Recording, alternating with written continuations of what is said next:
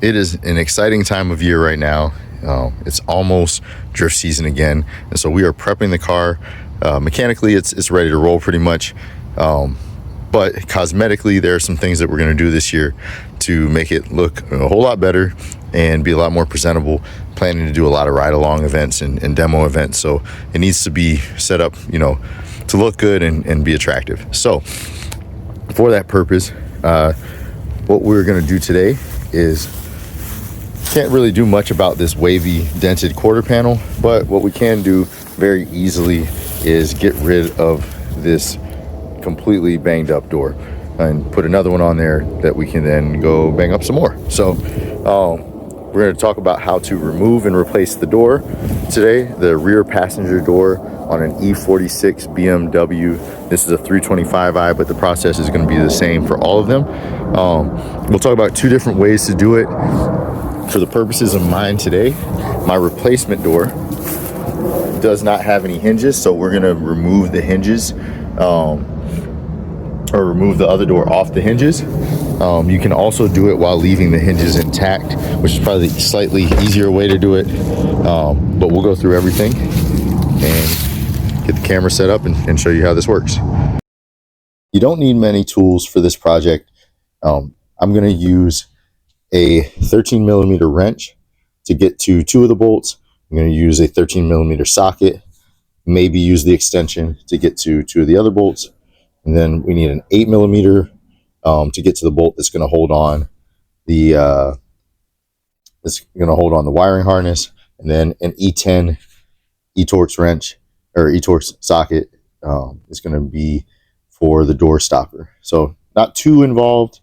There's only 1, 2, 3, 4, 5, 6 total bolts that you're going to have to remove. Yeah, so let's get to it. All right, the first one I'm going to go at is this E-Torx bolt, which holds the door stopper.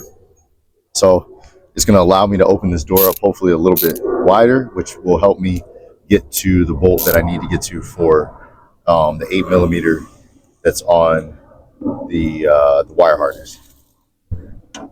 So it's going to be easiest. Just put this on an extension, give me some room to work with.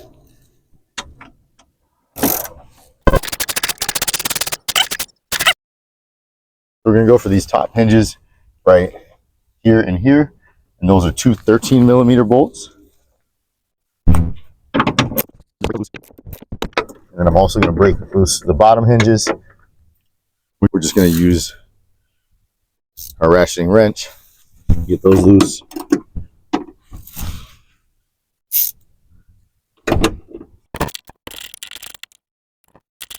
And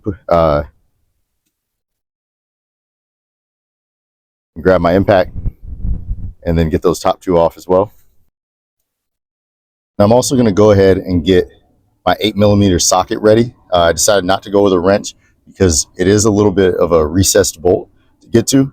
So once I get these hinges off, the door is going to kind of want to fall down, and so I'll need to go ahead and get this, start working on getting that wiring harness off, so I'm not stretching the wiring harness. So I'm going to just put it close enough that I can hold the door and also get back to my wrench.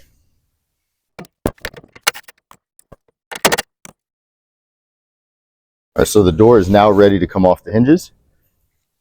So we're gonna pull it back away from us on the top to get off of the top two hinges, and then we're gonna pull it out to get it off the bottom two. We're free from the top, and we're free from the bottom. So what I'm gonna do next is I'm just gonna hold it propped here and get this off.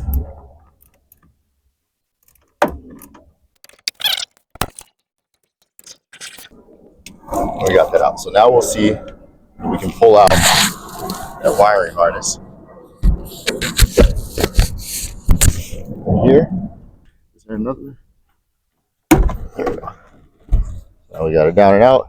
Top clip pulls up. Then we should be able to just unplug that wiring harness. So.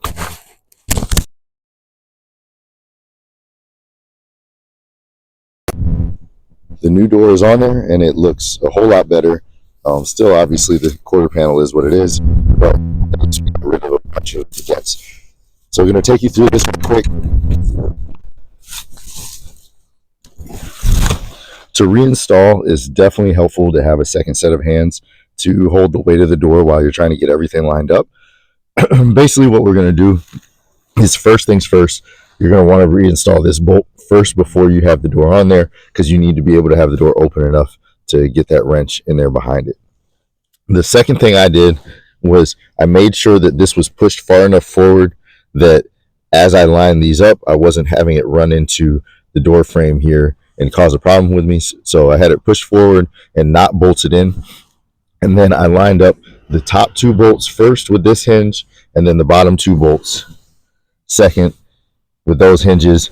And then once I got those top 2 bolts in, I just threaded on the nut just a little bit so that it wouldn't back out, and then I had some more wiggle room to play with on the bottom without misaligning the top bolts.